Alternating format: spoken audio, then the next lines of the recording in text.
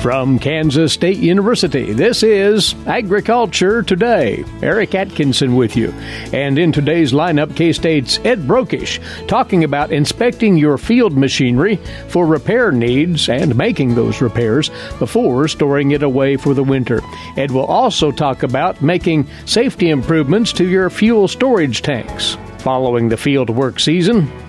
Then from Kansas Agricultural Mediation Services here at K-State, Forrest Buhler talks about the principles of farm succession planning, how those differ from estate planning.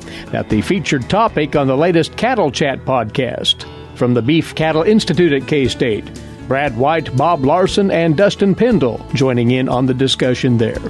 And K-State's Gus Vanderhoeven awaits with another Stop, Look, and Listen, along with more here on Agriculture Today. Hamburgers, roast, ribs, steak, or whatever you prefer. Beef, it's what's for dinner. Kansas cattle farmers produce 7.5 million head of cattle per year. It takes about 7 tablespoons of peanut butter to get the same amount of protein in 1 serving of lean beef. Support your local Kansas farmers and ranchers. Eat beef. This message was brought to you by the K-State Animal Sciences Leadership Academy participants.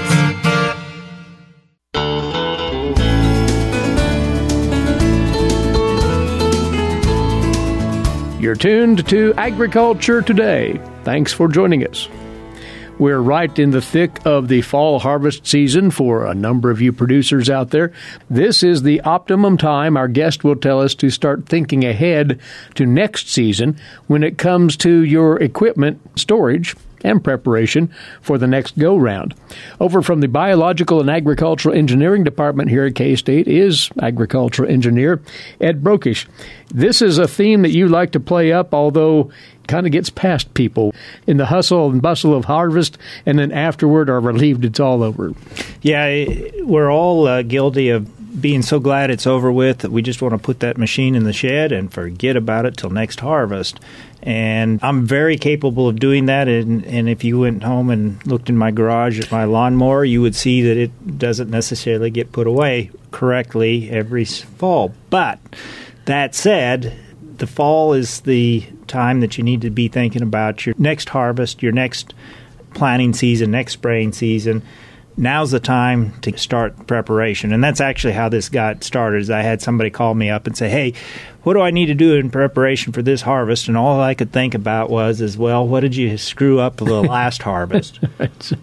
And you're talking not only about combines. You are looking at planters, sprayers, hang equipment, everything and anything that you'll use in 2020. Yeah, the one thing to think about is that here you are, you've been well, we pick on combines, but it applies to all of the above. Every machine you used in the 2019 season. But your combine for right now, you know what it is doing the best right now. You've been living with it for 1, 2, 3, 4 weeks at a time.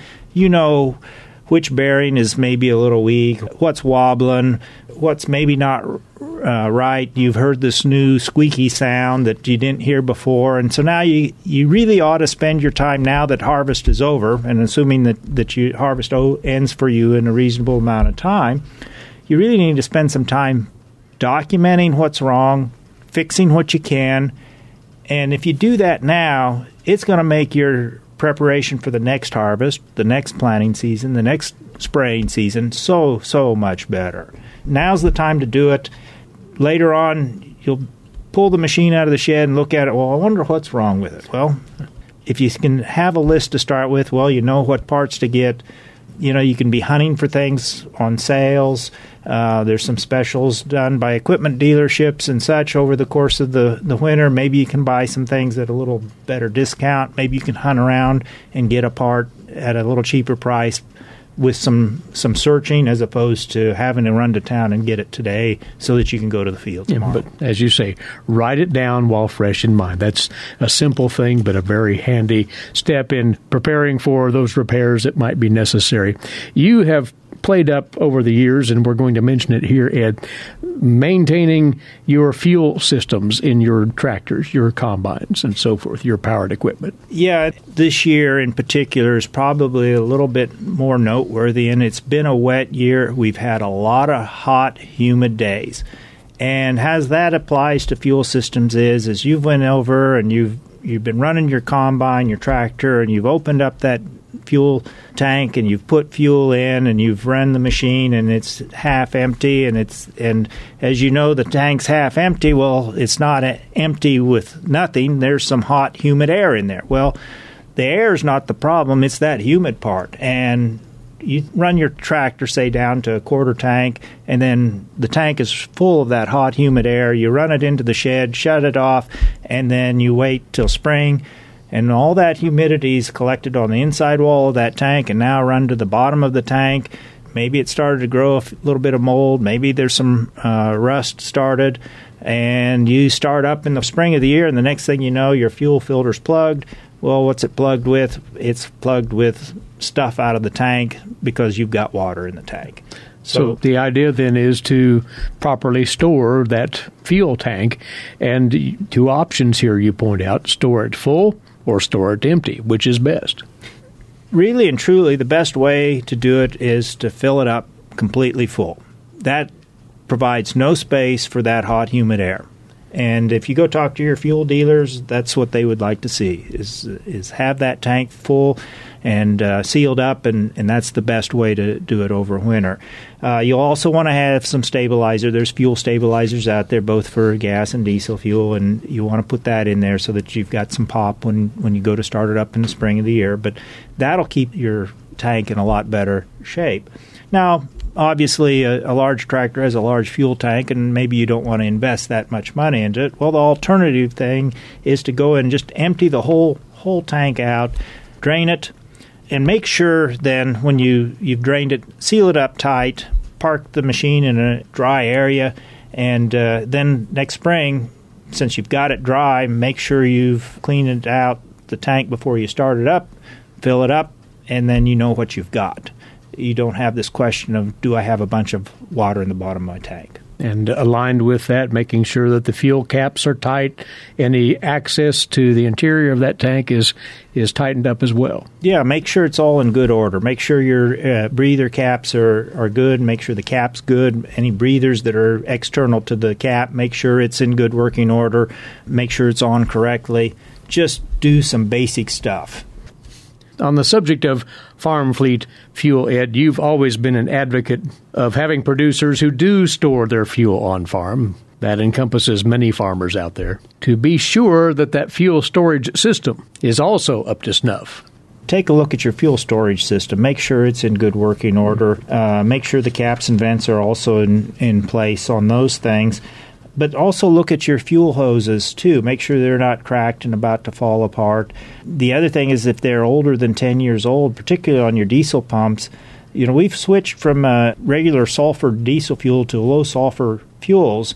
And when we did that, we took out the conductivity out of the fuel. And as a result, the older fuels, you would never have a risk of a static charge building up. But now with the low-sulfur fuels, you can have a static charge build up in your system as you're filling a tractor or such. New hoses have grounding wires in them to prevent a charge from being built up. So if you've got an old hose on an older fuel system and you're handling the new low-sulfur diesel fuels, think about changing that hose out. You may prevent a spark in a bad spot that, if the conditions are absolutely right, could cause a fire. Now, that's a rare thing that can happen.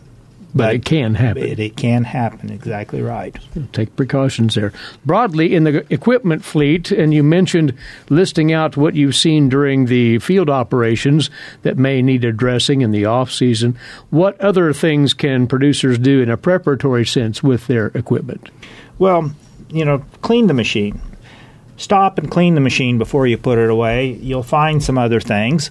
You'll also kind of keep the critters away. If there's no grain left in the machine, the mice and the raccoons and the possums will not show up. And so those can, at the best, they can make a mess on the side of the machine. At worst, they can chew through a wire, and then you've got to go to replace a wire.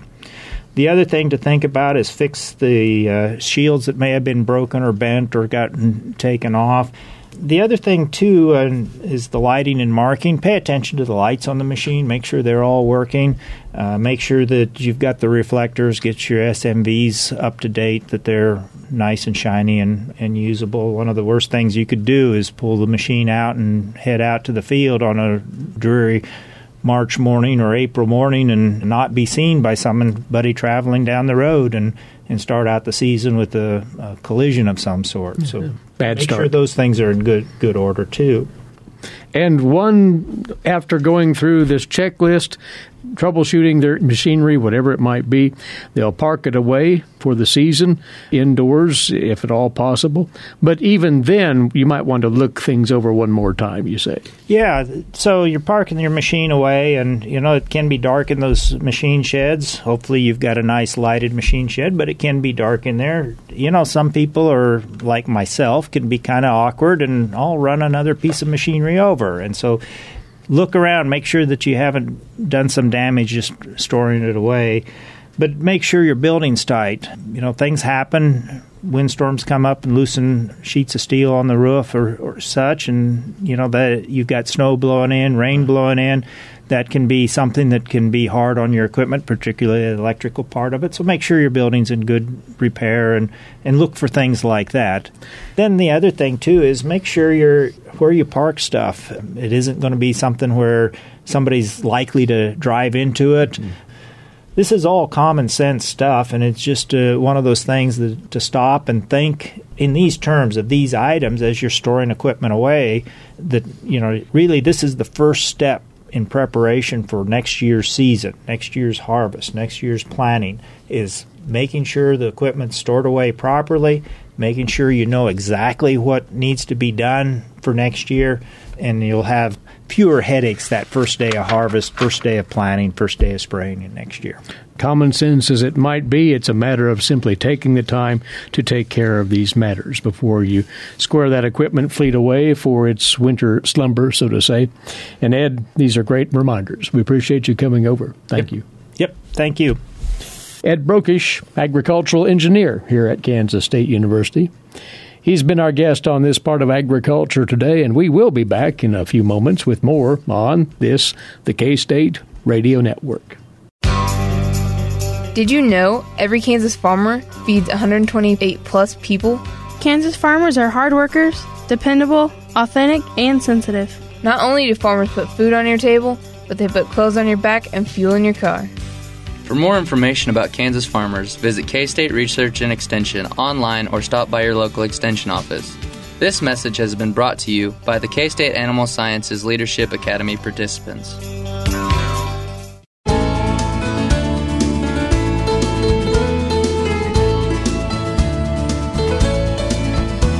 Welcome back to Agriculture Today, and now for something a little different, taken from the latest Cattle Chat podcast, which is produced weekly by the team at the Beef Cattle Institute here at K-State. Usually that conversation revolves around a cattle health management theme or a related topic thereof. Today, an important matter of business in which, frankly, very few production agriculture families are skilled, and that's why they've brought in outside expertise to discuss it. Have veterinarians Brad White and Bob Larson and livestock economist Dustin Pendell. Here's Brad. We did a poll question a little over a month ago and talked about succession planning. As we were talking about, Dustin, you were doing the series on risk management, and one of the things we found out was most of our listeners have not got a succession plan in place, maybe don't have an estate plan in place. One of the things I learned even already this morning is I maybe don't understand all the definitions exactly. So we're going to talk about what are some of the differences between estate plans, succession plans, talk about how to start that plan, and what type of business structure might affect it. But before we get into that, I want to introduce our guest. So Forrest Buhler is with us today. He is the staff attorney for the Kansas Ag Mediation Services. So as we think about estate planning, how would you define that? What does that mean and what does that entail? Okay.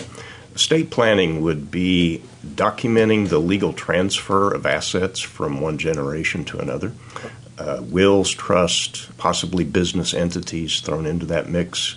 And so that's the legal aspect of transferring those assets over time. Okay, so it may include a will, which is, if you define a will, Okay. This is like probably law school 101. Yeah. Well, a will is a written document that's witnessed by a couple other individuals, at least here in Kansas. That varies between states, but it sets out how you want your property to pass down to the next generation or to your favorite charity. And so it's a way of doing that in writing that is probated in court so that your intent and will can be honored in that respect. You can move the way you want it to. And that differs from a trust. A trust is a kind of a contract basically set up so that you can pass your estate down in a particular way, but not necessarily have to go through probate to do it. It will be administered by a trustee who will be responsible for passing that property or managing that property according to the terms that are set out in the trust. So I could have a will or a trust, or I could have a combination of the two? That's correct. So depending on which assets I'm thinking about transferring, I might want one of them for land or one of them for something else, or maybe how I split it up. What about a succession plan? That's a little different. People sometimes initially think about estate planning when they think about succession planning, but it's a lot more than that. Succession planning involves, first of all, kind of communicating with family members about how you're going to work together over a period of time. It involves establishing a business plan and philosophy about how your operation is going to move forward in the future. It involves determining basically what human resources that you have to make this business work, the uniqueness of the human resources that you have that could take the operation in another direction. You set management and workload rights, kind of training the next CEO to take over the operation once the older generation is gone, and determining feasibility of these plans that you've developed. So it's a lot more than that, and even things like dealing with what we call emotional roadblocks, things that can get in the way of a family business being successful, things like addictions or divorce or other disasters that you have to kind of plan for. And so those are things that sometimes people don't think about, but they're very important to the overall success of the process. So the succession plan, how often, and you guys have dealt with people too, how often do you see a need for a succession plan, especially in family farms? Well, I would say always, unless, I guess, maybe if absolutely no one in the operation is interested in coming back to the farm and you're just going to liquidate at the end. But even that is, even then it's isn't it? Yeah. That isn't a succession plan. Yeah. And so I guess I would say that farms are a large, they are a business. There's a lot of assets, but it's more than that. It's a lot of identity. It's a lot of investment. Just personal investment in something that you've grown over time, and most people are pretty invested in that, and I don't mean just financially invested. They're invested whole heart into the operation. But the other thing Forrest talked about, which I hadn't really thought about until you put a fine point on it, is you have some institutional knowledge that is critical often for running the operation. It is not just easy to pass on. You can't just pass on with a piece of paper, right? Here's how we do this, and here's how we do that, and here's what works on our operation. And there's a lot of that knowledge that is not easy to pass on in a direct form. So I think that's important. And you mentioned a stat beforehand on how often do farms go multi-generational, right? We see once in a while, you'll see, there's a 100-year farm, and it's kind of a big deal because you don't see one on every corner. Some of the statistics that we've read will certainly open your eyes to the importance of doing some succession planning, and that is about 30% of family businesses make it to the second generation. 15% of family businesses make it to the third generation, but only 5% make it to the fourth generation. Now, that's a pretty small number. It's a pretty small number. And when you look at the why of that, according to the studies that have been done, there are four things. One, lack of communication between family members, goal inconsistency, we're going in different directions, We're unwilling to make sacrifices for the good of the business. And finally, lack of planning. Those are 4 key things as to why families aren't able to successfully pass down the operation. Lack of communication and lack of planning within a family? Really? It's amazing, isn't it? I think all of us can relate to that at different levels, right? But it is something that is not easy to always talk about, but it's important to start thinking about what does that look like, how does it look, and one of the things that you encourage is that open communication, right? So if we know communication is one of the barriers, how do we get that started? So if I'm going to start a succession plan, what do I do first? Well, there is a kind of a 12-step transition plan that the Kansas State University Department of Ag Economics has developed. And so that has some very specific steps that folks can follow to try and mold their succession plan. You start with that. Sometimes it's helpful to have a facilitator involved in that process to kind of keep the family on track, to keep the momentum going, kind of ask the right questions as you go along. So sometimes it's helpful to have that, or even a mediator if there's some conflict involved.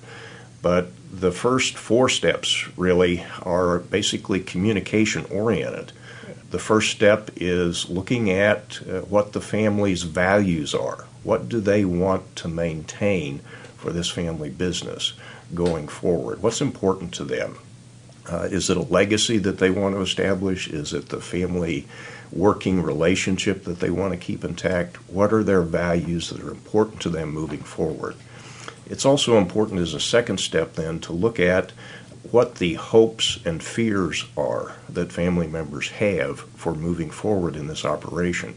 That can be a very difficult conversation sometimes. You ask each member of the family to write down what's bothering them, what's important, what advantages they see, what goals they would like to accomplish, and then you discuss those to see what the hopes and fears are of the family going forward. So you can kind of get all the baggage and the concerns out in the open to better deal with things. Just as you talk, I mean, I think this, one of the encouraging things is, as I look at this and I say, everything you're talking about is pretty far outside of my skill set, but understanding that there's a process and somebody that can help through that process actually makes sense to me. But I think that's one of the things that's important is there's already, you don't have to reinvent the wheel. And I've also taken from our conversation that succession plan much more than a document or a conversation with a lawyer.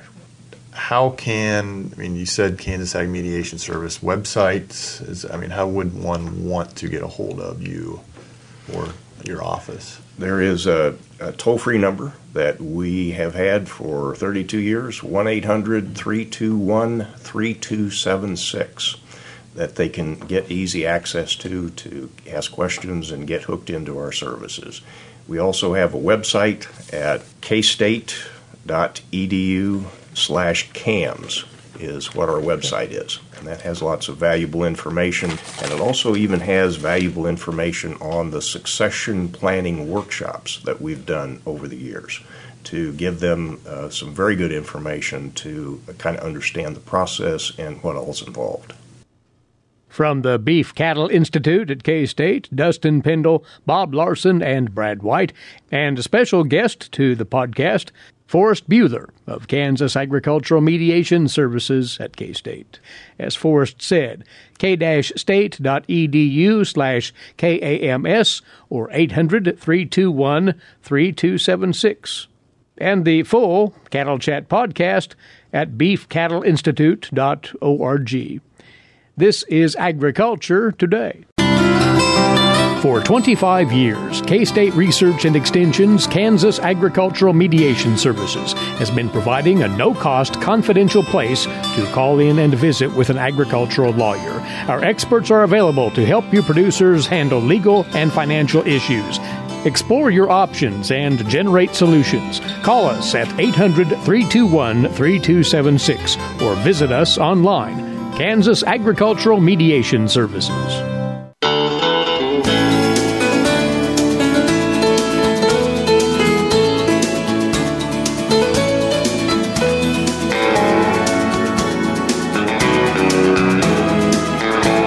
You're listening to Agriculture Today over the K-State Radio Network, now in our 95th year of service to agriculture in Kansas and the Central Plains.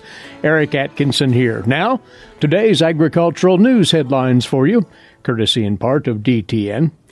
President Trump told the cabinet on Monday that negotiations over an initial trade deal with China are advancing and raising expectations, and that the trade deal could be signed at a global leaders meeting next month in Chile. Now, earlier, Commerce Secretary Wilbur Ross said that it was more important to get details of the agreement right than it was for the president to sign it at that expected meeting with Chinese President Xi Jinping next month. Ross also said that the actual meat of the agreement would come in 2 additional phases yet to be completed. While the White House touted the preliminary agreement earlier in the month, officials in Beijing have yet to confirm that anything is set in stone. Now, U.S. officials say they expect China to significantly increase purchases of American agricultural commodities and agree to some intellectual property, financial services, and currency concessions. In exchange, the U.S. paused the tariff increase due to hit in the middle of October, just ahead of the shopping season for the holidays.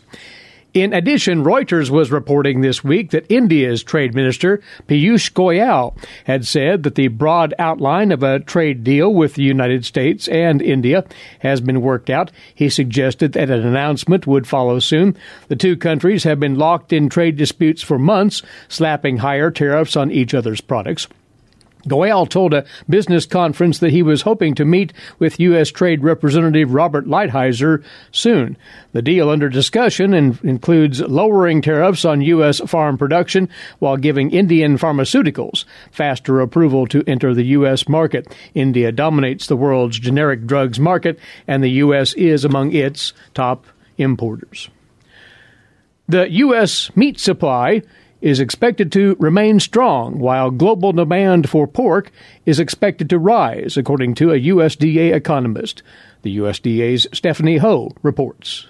USDA Chief Economist Rob Johansson says the nation's meat supply is expected to grow. We're still expecting in 2020 for record meat supply. That's increased beef, pork, broiler, and turkey production, all going up in 2020 relative to 2019. Total production at 107.42 billion pounds. With prices, beef prices have softened a bit, so we're expected steer prices to be down next year relative to 2019 prices. Actually, 2019 prices have firmed up a little bit. We're up $2 from last month to $115.56 per hundredweight. He says hog prices also have softened a bit this year, down 48 cents to $48.93 per hundredweight. We expect broiler prices to be up slightly this year and again next year, up to 91 cents a pound in 2020. And same on turkey, up a little bit this month, month over month, and up year over year as well to 90.3 cents per pound. He also has the trade outlook for meat. We do see slightly higher beef exports and turkey exports year over year. Pretty good increase in broiler exports year over year to 7.2 billion pounds of broiler meat. Pork, though, is a special case. Pork meat up to 7.3 billion pounds, 235 million pound increase from last month's estimate. That's primarily being driven by expectations of increased pork demand from China and other Asian countries as a result of African swine fever. African swine fever is currently impacting pigs in Africa, Asia, and Europe. We actually increased our pork export estimate for 2019 by 50 million pounds, but for 2020, so again, as of this month, we increased our pork export demand by 235 million pounds. That was Acting World Ag Outlook Board Chair Mark Jekanowski. This would lead to a year-over-year increase in pork exports of about 720 million pounds. He says he expects demand to come from at least several places. This reflects strong demand from countries like Mexico, potentially China, and even if not China, then other countries that we might backfill behind countries that do supply China. In other words, basically an increase in demand by China is going to create a vacuum that needs to be a vacuum of pork demand that is going to be filled by us and others. This is Stephanie Ho for the U.S. Department of Agriculture in Washington, D.C.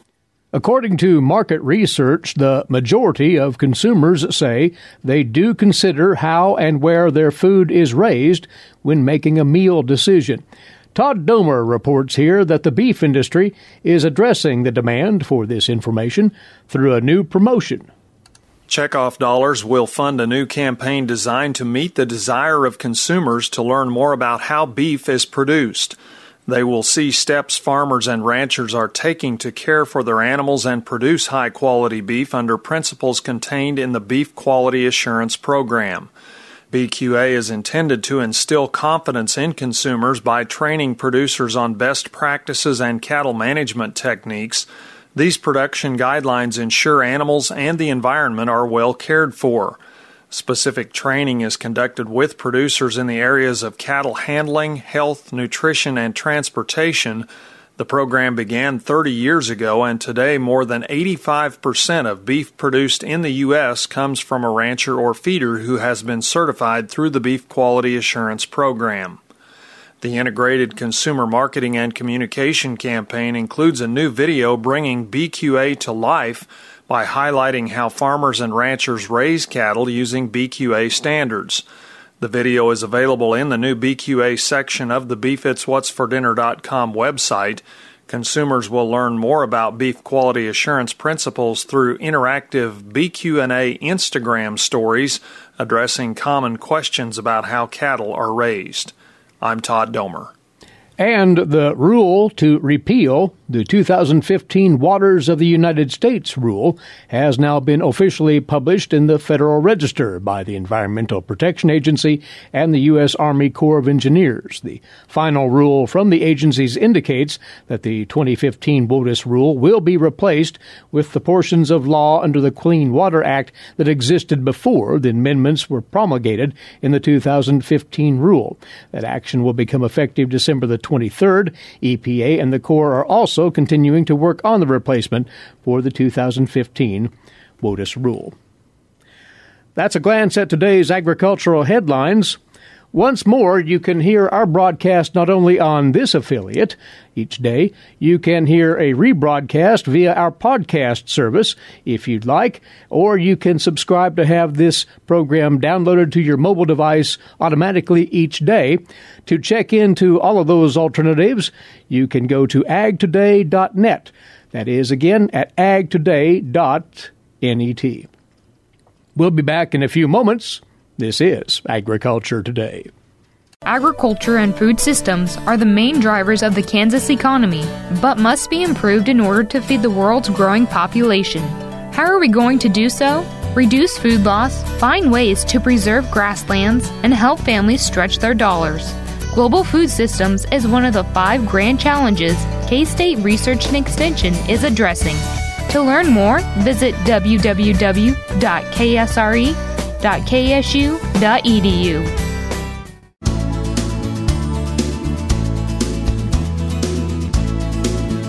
This is Agriculture Today. Stop, look, and listen. My grandson and I decided to go to the farm and do something fun. That's Gus Vanderhoeven of Kansas State University with his commentary on life in rural Kansas. Past Saturday, my grandson Jonas and I decided to go to the farm and do something fun. Of course, going to the farm is always a good experience, except when cows are out or you get a call about an uncontrolled burn. But no, we went without chainsaws. However, I did throw in the short crowbar, a pointed shovel, and some small digging tools. We brought the aluminum ladder along as well. The rest was smiles and anticipation. If you remember, a few weeks ago I talked about finding a large vertebrae in the creek bank. It was at eye level, and I carefully dug it out. I cleaned it. It presently stands in front of me on my desk, holding pens and pencils.